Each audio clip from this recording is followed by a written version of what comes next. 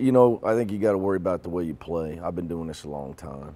If you don't play defense, you're not going to win. You give up 51% from the field, you're not going to win. I don't care who you are. All you got to do is look around college basketball. We're not the only team that lost. Pretty much the same thing in common with most teams that lose. You don't play defense, let other teams shoot 50%. I don't like your chances. Don't care what the name on your jersey is. See anything different in practice the first day back? You know, we don't give them much choice in practice, or we just keep doing it over and over. So we'll see. Winning on the road in conference play is a new frontier for this team. And it's the second part of the season, conference play. So we'll, you know, I just try to worry about this group and try to get this group ready to beat a team with a winning record that, what do they won, 17 in a row at home, something like that? 15. 23 out of 25. Yeah. Tulsa's brutal at home now. They're brutal to beat at home. So they've already beat two Big 12 teams in their building, and they got tournament aspirations. They got a good team, and their front line, Jeffries and Igbanu, are playing as well as anybody in our league. So we always struggle with them. They do a good job against us. Does the road struggles, does that go back to that inexperience stuff, or is there something else you're seeing? I mean, you can give whatever label you want to it. The way I look at it, I mean, you either win or you lose. You're either good enough to play defense on the road and take care of the ball, or you're not. You can't go 0 for 2. So we didn't, you know, at UNLV, we played defense. We didn't take care of the ball, but we defended. So, you know, you got to rebound, you got to defend, you got to take care of the ball. You got a chance to win if you go 2 for 3 on those. We were 1 for 3 at East Carolina. So, you know, that's just the way most of this goes. It's just it's hard enough to win with. And you don't play defense. You would really have to not turn it over and really score the lights out of the ball. At least 2 of your 3 losses have been because of defense. Ohio State and this one for sure. Yeah, we were inept offensively too, in all fairness. I mean, but for a team that emphasizes defense so much, is it surprising to you that would happen? No, it's not surprising. We're 12-3. Right. I mean, we're 12-3. You know, we're a young team with only 2 seniors. We got a lot of new guys and a lot of new roles. You know, I think what happens is maybe people see us at home and steamrolling a team at home and think, well, gosh, you know, these guys are awesome. Well, you know, it's one game. I think that's the biggest thing that people struggle with in college basketball, and that's why they're so-called upsets, which they're not upsets to those of us within college basketball. Like when you watch games being played, and like you see results of certain games.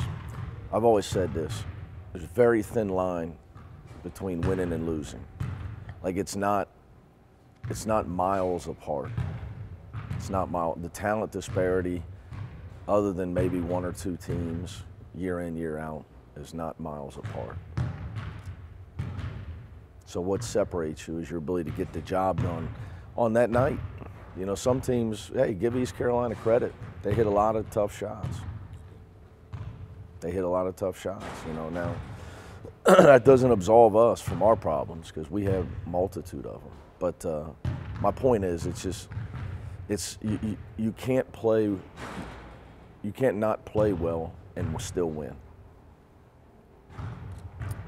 We might have got away with that a little bit last year at times, because our talent disparity was much greater last year than some of our opponents. We led the nation in scoring margin last year. You know, this year we're more to the mean, and our margin for error is smaller. That's just the facts. But I'd say it's most teams. Whether turnovers or getting set up on defense, did their pace impact that at all, did you feel? Well, you can't play defense. You just dribble it off your foot and they go down and lay it in. We did that twice. So you talked about wanting to play a little bit faster after that Tulane game. Do you still feel You got to get stops. Can't run without the ball. Team shoots 51% now. It's hard to win. Can't run without the ball. I mean, you can. It wouldn't behoove you. But Did their running, you feel like, bother your defense at all? No. That wasn't a problem. No. We weren't tough enough to handle the effort that they brought to the table. You know, that's just the facts. So it's a great responsibility that goes with playing on a team that's done what we've done in this league the last few years. You got a big mark right across your chest. I'm sure you've talked to them about that, but does it maybe Been take talking that about it. first road game for them to realize that you're not bullshitting them, I guess?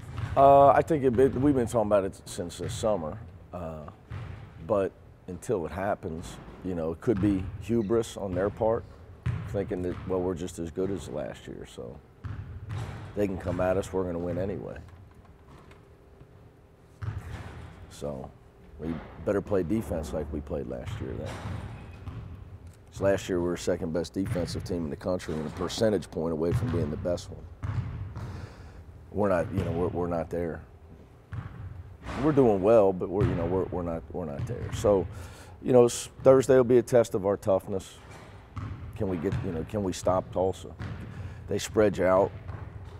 They play small and they spread you out. They got a tough guy inside, Igbanu, who I got a lot of respect for. Can we get the job done? At the end of the day, it's all talk. You've kind of gone back and forth between Keith and McCain and all that. I assume it's. I don't know who I'm starting at any position tomorrow. I have no idea who's starting tomorrow. The way we play defense at East Carolina, everything's up for evaluation. Is there anything different you can do, whether just from a road trip preparation standpoint? Yeah, you can control your effort, and you can control knowing if a guy's right-handed or left-handed. But I assume that would have been, you would have always, it's not different for this road trip necessarily. No. But, you know, where the game is played is got nothing to do with whether the guy's right-handed or left-handed. That's, you know, two separate issues. As far as their road environment, I mean, they've played well at home, and I don't know how, you know, even though I think, as I've watched them, one of their Big 12 wins, they were already out of school. I'm not sure if it was Oklahoma State or Kansas State. So I don't even know if they're back in school yet, to be honest with you. We're not. So yeah, I'm not sure. But I don't think it'll matter playing the Bearcats.